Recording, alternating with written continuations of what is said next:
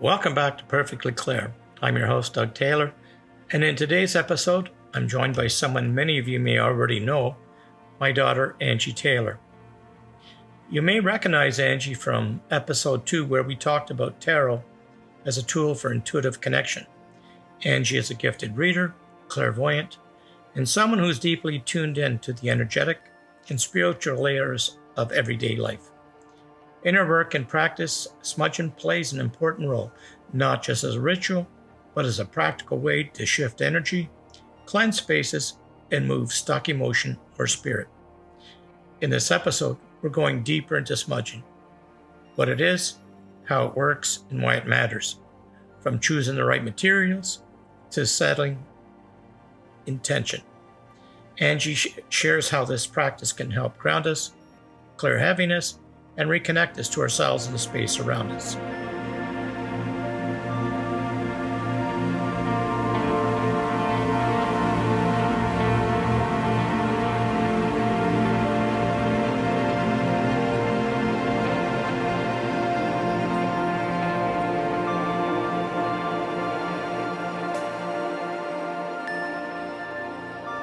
Welcome, Angie.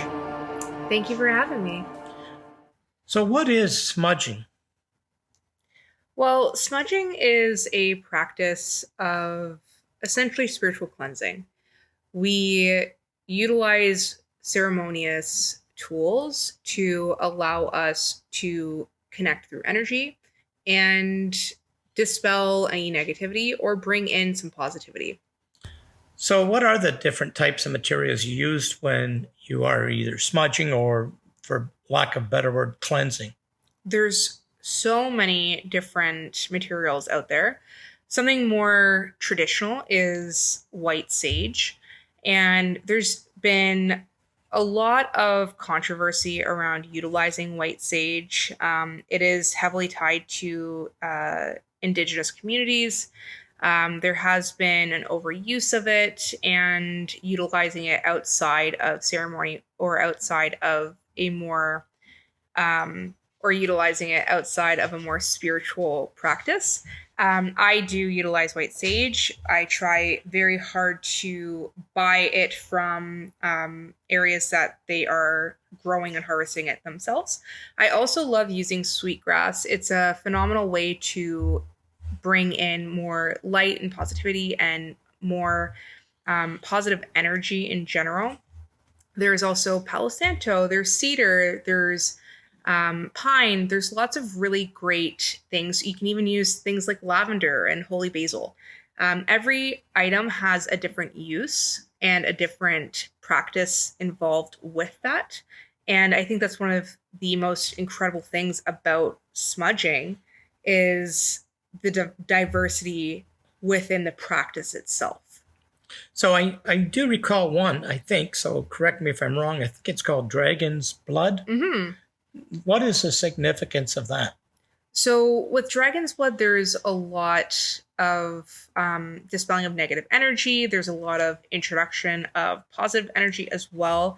It's utilized as a little bit more of a stronger element to help really when we're trying to connect with specifically spirit and different types of energy, which allow us to do a more thorough job of the work. There's lots of components to smudging. A lot of people might think that you rely more heavily on just the materials, but you do have to have a more intuitive and energetic approach to the smudging itself as well. It's very similar to any type of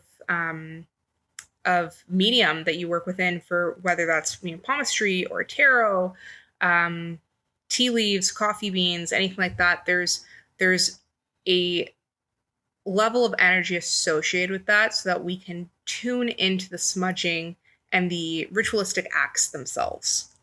So how do you choose which plant to work with? It's really dependent on what outcome I'm looking for. So a very basic smudging for me always includes white sage and sweetgrass. So white sage to dispel any negativity, sweetgrass to bring in some positivity. And I try to go through first with that white sage and communicate with whoever I'm trying to communicate with. If that's a spirit, then I would fully communicate with them when I can. If that's energy, then I try to, reach out energetically and connect with that. And then when I try to incorporate the sweetgrass, it's done so in a very positive and uplifting way as well. Very interesting. What's the difference between, say, ceremonial smudging and everyday energy clearing or cleansing? So it's more about intention. So ceremonial, there's a deep history around different cultures and smudging. So you would go into it intentionally with that in mind. And it's very ritualistic in nature. And I won't speak too heavily towards the ceremonial side of it because I personally don't have a tie to a ceremonial style smudging, just not within obviously my culture.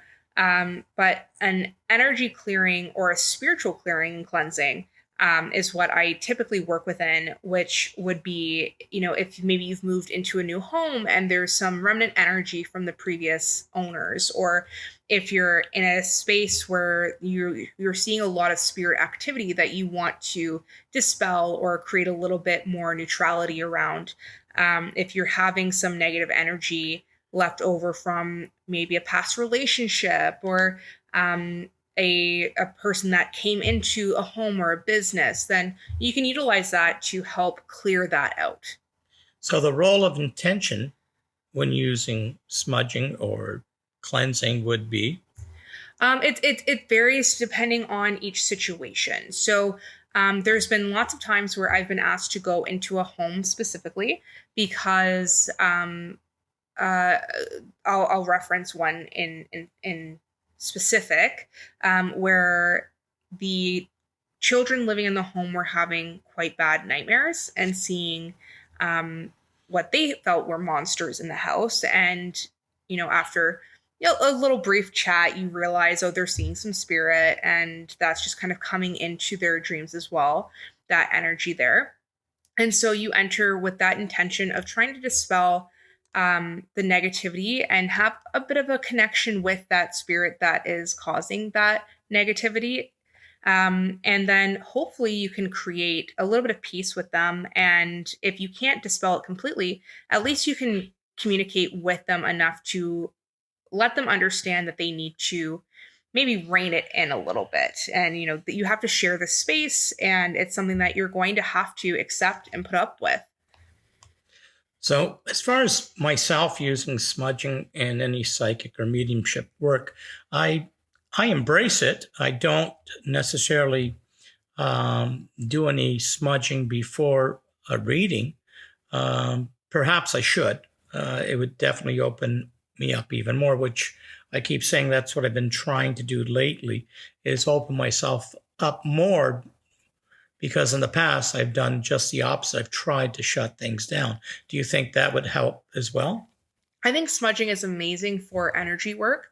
I like to do a smudge in my own spaces to bring in like an open channels of energy and communication. So if I'm feeling especially closed off, or if I'm feeling especially, I keep using words like positive and negative, but if I am feeling that any sense of negativity, then a little smudge to recalibrate the energy can go a very long way. So if we just do even a smudge of ourselves and shift a little bit of our own internal energies and recalibrate and reconnect with the spirits around us. And, we all have different spirits in our own homes, in our own buildings, in our own places of work. And we start to move in kind of in rhythm with what is there and existing. And sometimes we can get trapped within that rhythm. And it just allows things to have a bit of a clean, fresh start and reset with a more positive slate almost of energy.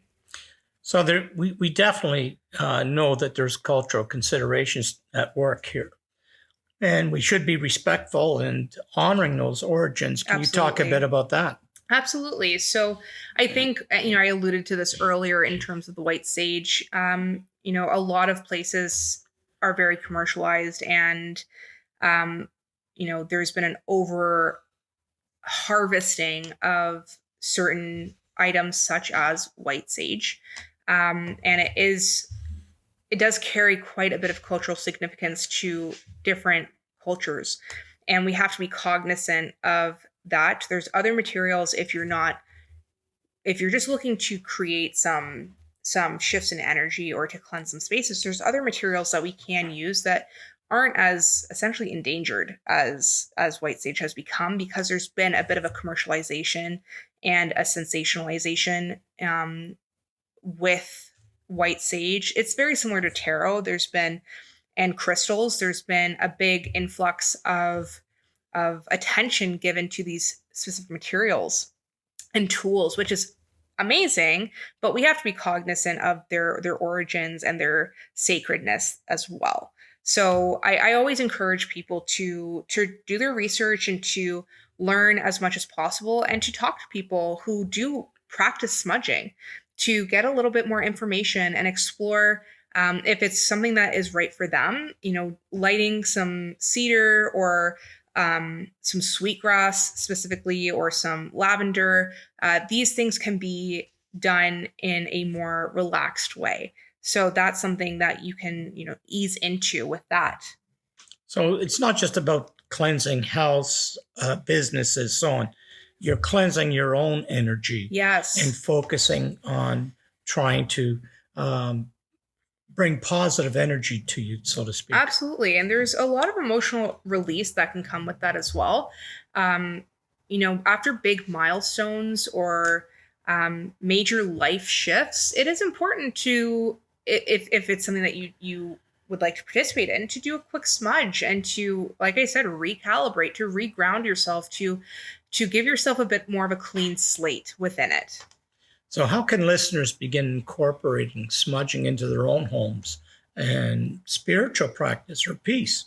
I would say definitely go visit a shop or an apothecary or some sort of topiary or anything like that nearby you, and have a chat with them there. They're incredibly knowledgeable, especially around smudging and other energetic practices. And look at more local materials that you can utilize. There's some really incredible cedar, some incredible pine you can utilize. Sweetgrass is a little bit more in abundance as well. We don't always have to go to that white sage. Like I said, it's in more spiritual cleansings. It's a phenomenal tool. But if we're looking for some energy cleansings, then we do have a lot more options, and we will be ensuring that we put some breakdown of the different materials that you can utilize on the website as well. We had chatted about that so that there's a resource for our listeners. Do you have any stories of energetic shifts or spirit movement, emotional release? Do you have any that you could share with us? Oh, I have so many. I've been smudging now for over a decade, I would say, and it has really opened my eyes to a lot of things. It's allowed me to really open up to varying levels of spirit, varying levels of energy, varying levels of history attached to people and places and things. I have smudged for friends and family members, and there was one situation where I've alluded to this earlier, where there was a little girl in the house who was seeing what she thought were monsters, and there was monsters under her bed, and there was monsters in the closet, and she didn't want to go into certain areas of the house. And so I went in and I smudged with some white sage, and I went back through with sweetgrass. And I did end up also creating just some hex bags for some additional just protection as well, to just go underneath the beds, just to create a little bit more positive energy in the space. But being able to connect with the spirit that was there and have the conversation, and to learn a little bit more and understand why that energy was sitting there the way that it was. There was a very abrupt ending, and there was some a more aggressive energy there as well. Very uh, a lot of unrest, shall I say, that was associated with that. And it opened my eyes, and we have to understand that spirits are a part of our world as well as we are a part of their world. And spirits are can only move so freely and so often, and sometimes they are stuck and they need a little bit of communication. They need a little bit of assistance in that way to help them in their own needs. And it always is eye-opening when you get to connect with a certain spirit and see their stories and experience, maybe their pain or their unrest or any other emotions that are tying them to these places as well. So you mentioned hex bags. What is that, and what does it contain? So it's more of a witch tradition and approach. So it depends on what you're trying to do. And I am far from an expert in anything witchy or Wiccan, but I do like to try and, like I said, balance energy as best as possible. So I had put together some small bags with some specific herbs that have some more positive energy properties and some protection properties. I also really do love crystals, and I think that certain crystals do have more protection properties and capabilities as well. So putting together some small bags with some specific ingredients and lighting some candles and creating some safer spaces and rituals around some crystals as well really work wonderfully in conjunction with smudging. And we had chatted about, I think you have some plans for introducing a little bit more witchiness to the listeners as well. Absolutely, down the line. That's definitely on our agenda for upcoming episodes.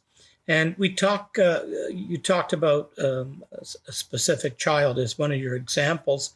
And the one thing about children is that they're very, very open. They're very clear. There's no skepticism. They see what they see.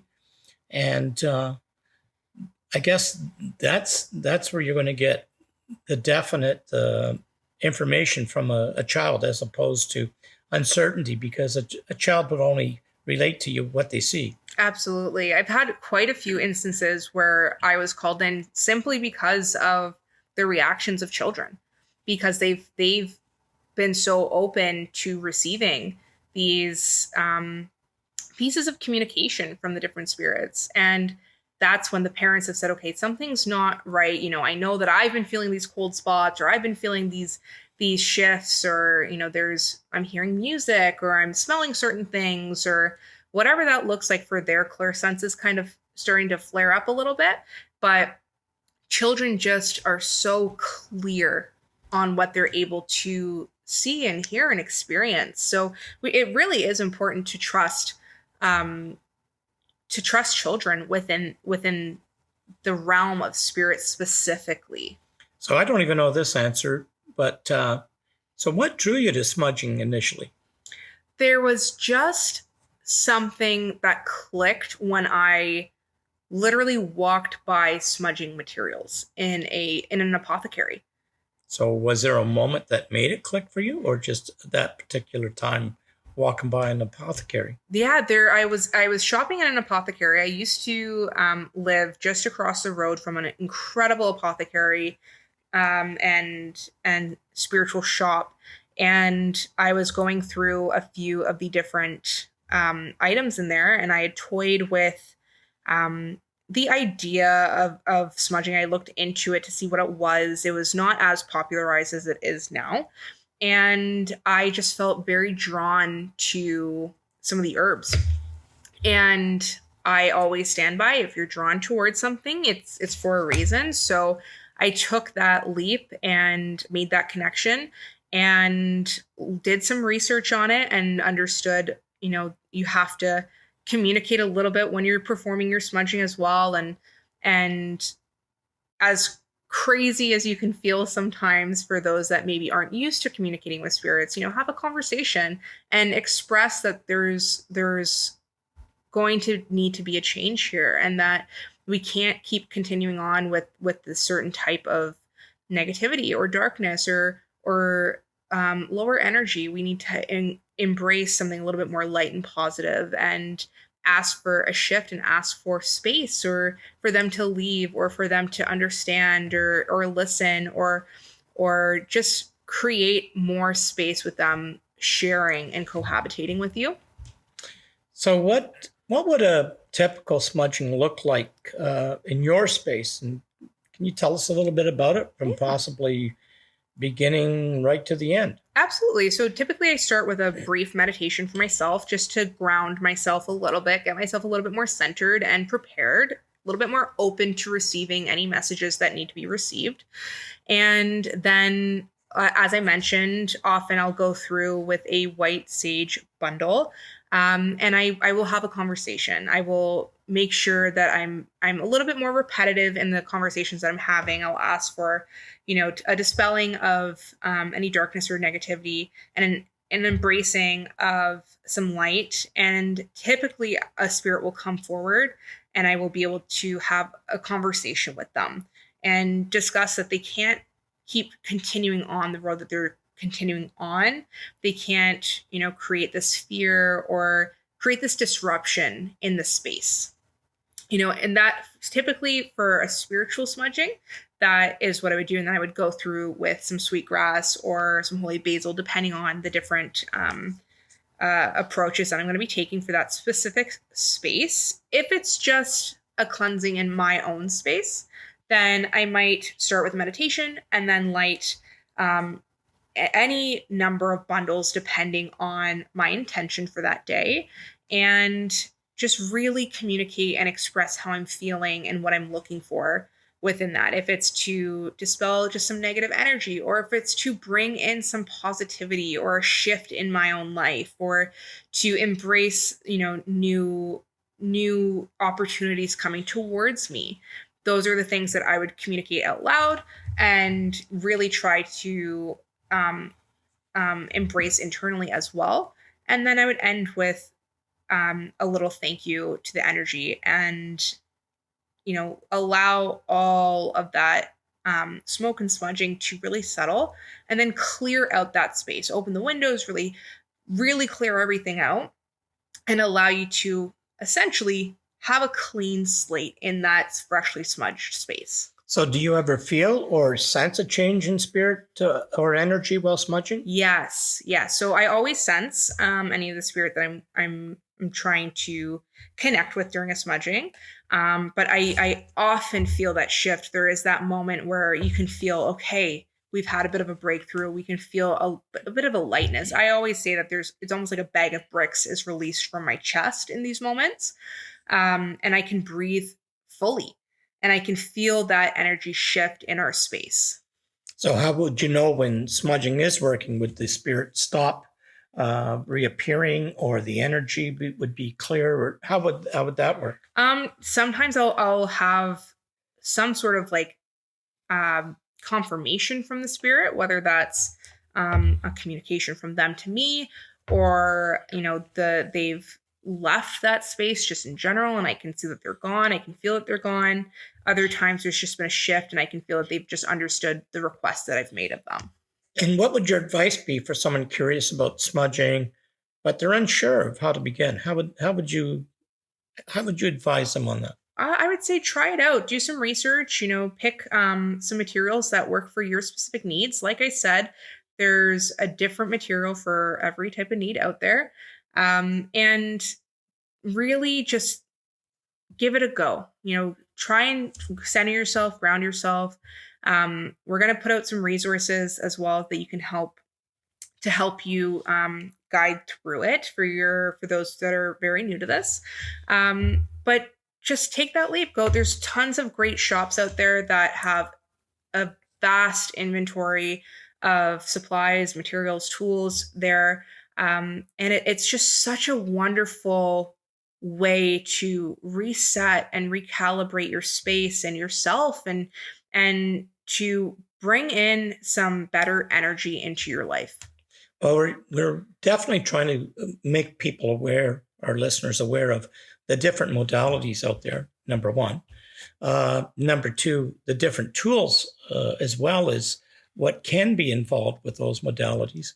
And I think these are things that are going to continue to be popping up in our next episodes. Absolutely. So I want to thank you, Angie, for guiding us through the sacred and practical power of smudging.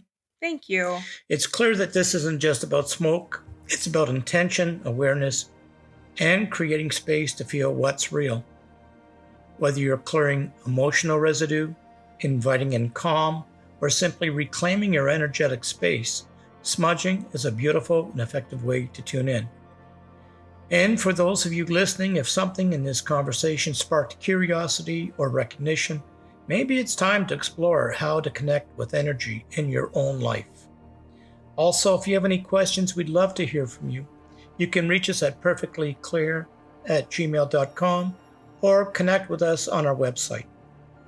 And as always, until next time, stay open, stay curious, and trust what you feel.